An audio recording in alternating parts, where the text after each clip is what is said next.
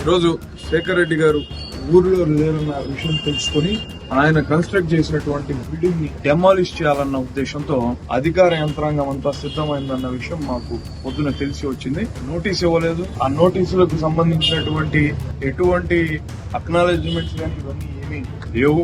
పైగా పన్ను వసూలు చేస్తున్నటువంటి బిల్డింగ్ ని డెమాలిష్ చేయడం వెనక ఉన్నటువంటి కారణం వల్ల నిన్న ఇన్ఛార్జ్ మంత్రి అనగాని సత్యప్రసాద్ గారి ఆదేశాలతో అధికార యంత్రాంగం ఈ రోజున మన మున్సిపల్ పార్టీ దగ్గర అందరూ కూడా సిద్ధంగా ఉన్నారు. జేసీపీని పెట్టుకుని విషయం తెలిసిన వెంటనే మేమందరం కూడా వైఎస్ఆర్ కాంగ్రెస్ పార్టీ నాయకులు కార్యకర్తలము పెద్ద ఎత్తున ఇక్కడికి చేరుకుని ఈ ప్రభుత్వపు యొక్క దుశ్చర్యని అడ్డుకోదలిచాం.